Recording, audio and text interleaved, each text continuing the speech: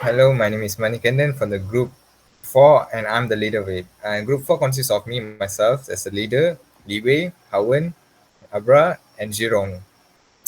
And we are here presenting our MDA 3044, which is Latin per Industry. So we are here presenting the assignment have been given by our doctor, which is Dr. Loy.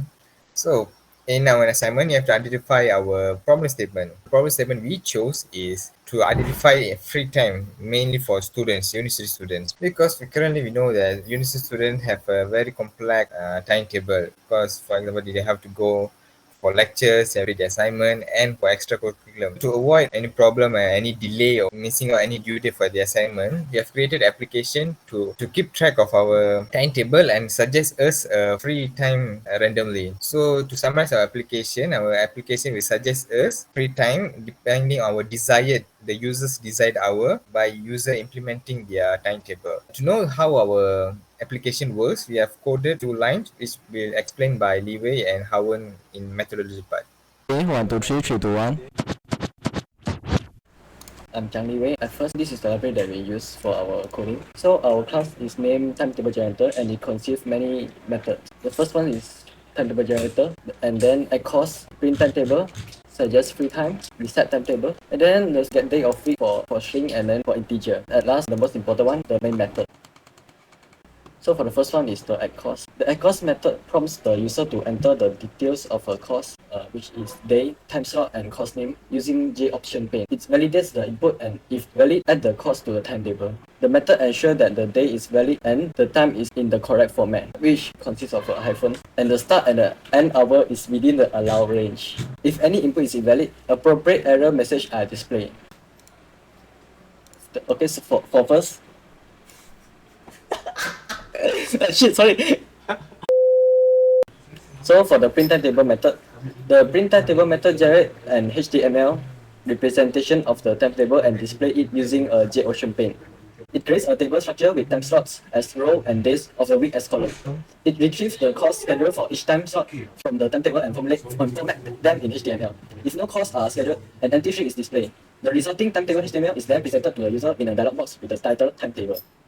Okay, at last, for the main method. The main method serves as the entry point for the timetable generator. It creates an instance of timetable generator class and display a dialog box with a menu of options for the user to choose from. The user can add a course, print the timetable, suggest free timetable slot, reset the timetable, or exit the program, depending on the user choice. The corresponding method of the timetable generator instance is called. The menu is displayed repeatedly until the user chooses to exit the program. So for example, if the user chooses the first option, which is XCost, the XCost method will be called.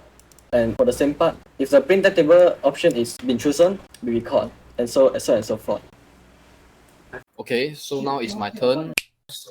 I'm going to explain the suggest free time method. So basically this method is used to create a dialog box Where the user can input a desired day and hour. So it helps to check whether the user click the OK button and retrieve the input value. This method then validates the input and display an error message if it is invalid. If the input is valid, it calls the find available time slot method with the desired day and hour to obtain a list of available time slot. So it display them in a message box. So to explain briefly about the if else statement in our code. If statement checks if the user click the OK button in the dialog box. For this, result equals to J option pane and OK options. So if the condition is true, execute the code block inside the if statement. Yeah. So next, I'm going to explain about the reset timetables method. So if the user enter the wrong input, so they want to clear the timetable, this part is going to help them to clear all the timetable. Yeah, that's all.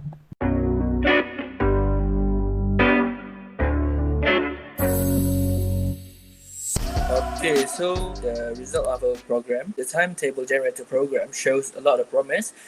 By entering the day, time, and course name, users of the program can add courses to a schedule. The input is checked for validity to make sure the day and time window are entered correct. A hash map is used to store the schedule, with each entry denoting a certain time period. If more than one course is scheduled during the same time period, they are all kept in a list. Okay, so now I'm going to run the code. Okay, firstly I'm going to add the course. So let's say we want to add a course on Monday, so we just write Monday time slot, let's say 8 until 10, and we enter the course MDA 3044. Okay, we are okay, and print to see 8 until 10 a.m. Next, click the suggest free time, and today we want the free time. Monday we want free time for 2 hours. We just write 2. Okay, the slot for 2 hours came out. As we can see that there is no 8 until 10. We print, we could see got free time over here. If we reset, the timetable will be reset, and that's all. So, as our conclusion, to summarize, the timetable generator programs provides a user-friendly and efficient solution for creating and managing course timetables. This guarantees the accuracy of input information and offers useful functionalities like timetable printing and free time slot suggestions. This program proved to be highly beneficial depending on each of us individual, including students, professionals, even lecturer can use this. We all strive to be more disciplined, with potential enhancements such as the ability to save timetables or integrate with other applications could enhance its versatility and value even further, maybe make it into a mobile phone. Basically, this is our whole Java projects, a base simple framework for us to become more disciplined. Thank you everyone. Thank you Dr. Loy. Thank you.